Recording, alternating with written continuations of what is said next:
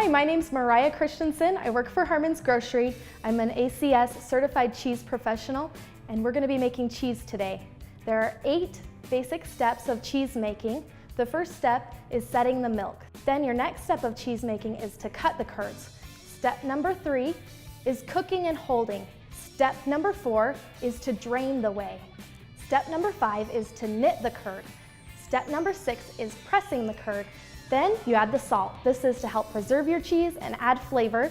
The last step, number 8 of cheese making, is special applications, which means anything different that you do along the way. You might do something different with flavors, or you might add some other yeast or bacteria to help change the flavor of your cheese. The things from your kitchen you'll need to make cheese today are 2 mixing bowls, 2 stock pots, a strainer, measuring cups, measuring spoons, a slotted spoon, a chef's knife, cheesecloth, gloves, and a thermometer.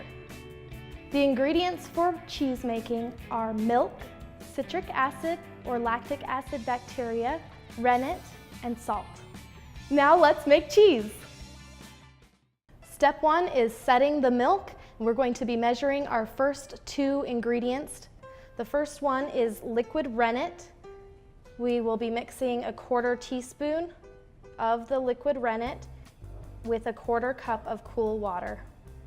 The other ingredient that will help us set the milk is citric acid. We will use 1½ teaspoons of citric acid with a 1/2 cup of cool water.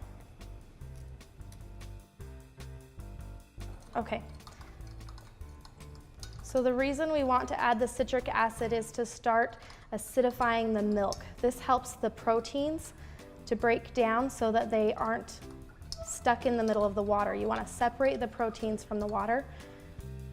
When you have your milk, the proteins are hydrophilic, so they love the water and stick to the water.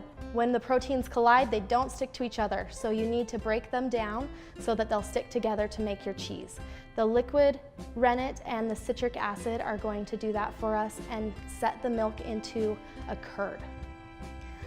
The citric acid is all dissolved, so we're going to move on to the next part of our recipe and finish setting the milk now that we have our ingredients ready.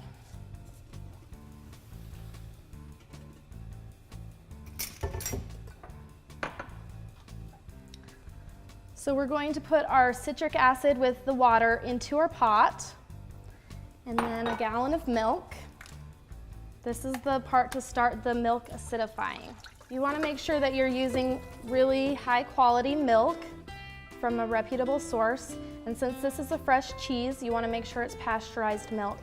Make sure you have very low somatic cell count, which is bacteria that comes from the animal, very low bacterial count, which comes from the environment, like the milking parlor being dirty.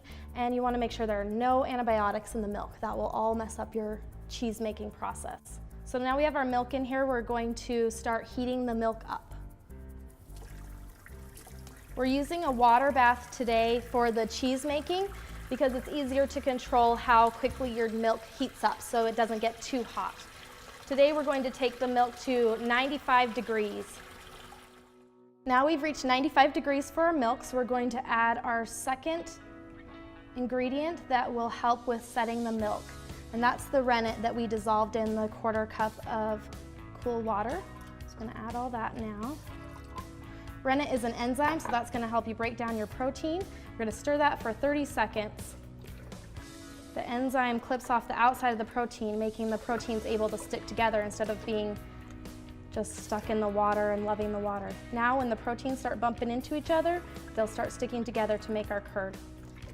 Once we have stirred this for 30 seconds, we're going to let it sit for 5 to 10 minutes. And you can tell that your curd is ready when it looks like a custard and the sides of the pot have clear liquid. Okay, we'll let that set for 10 minutes and keep it around 95 to 100 degrees. We've been waiting 10 minutes for our curd to set up. Now we're going to check that to see if it is ready to go to the next step.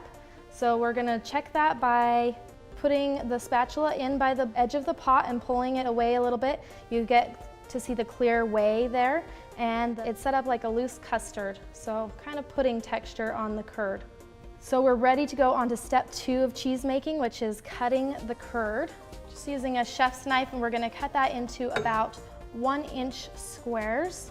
You wanna be gentle with it as you cut it so you don't break it up too much. It's gonna start shifting on you a little bit. Cutting the curd allows the whey to get out of the curd.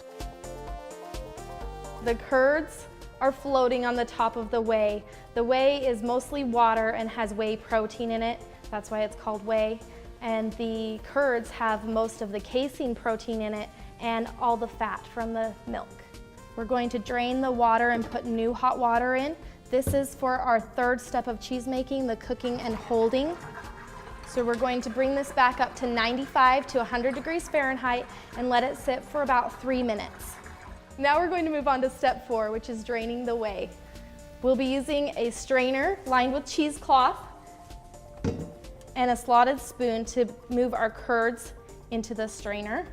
So put the strainer, cheesecloth, and the slotted spoon. Gently scoop your curds out of the whey into the strainer and let all the whey drain. This is also going to start step 5 of our cheese making because the curds will start knitting together and fusing back into one big mass of cheese. We'll let that drain and knit together for a few minutes. For mozzarella, it's just pressed by the weight of the cheese. We don't add any extra pressure to that because we want to keep some water in our mozzarella so it's nice and soft. We're now going to salt the curd, which is step 7. We're just using a ½ teaspoon of sea salt and putting that right on the curd. This will get mixed into the curd in our next step. Our last step for mozzarella is going to be the special application, step 8.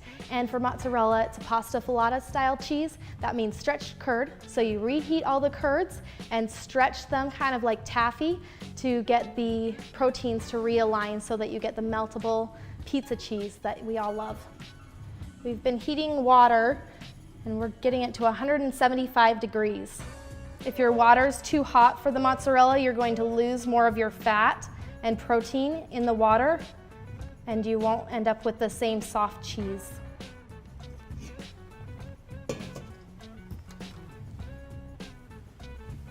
I'm going to put on a pair of gloves so that I can put my hands in this hot water. Lift your curd out of the strainer and break it into about 1-inch pieces. This helps to distribute the heat evenly through your mozzarella curd. I'm letting the mozzarella curd heat up so that it will melt. Just push it against the edge of the bowl here to help it stick together. Once it's heating up, you can push all of those curds back together and start to pull it, folding it over on itself.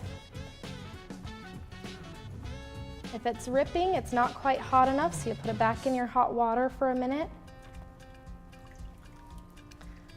Once all of your curds are melted, it's gonna be glossy on the outside, shiny, and it won't rip anymore as you start to pull it like taffy. And then fold it back together. Need a little more heat on that. And I'm tucking all the ends underneath.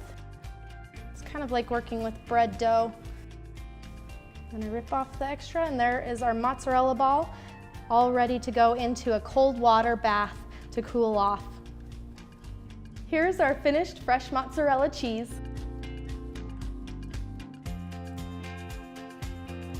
Thank you for joining us today for the 8 steps of cheese making.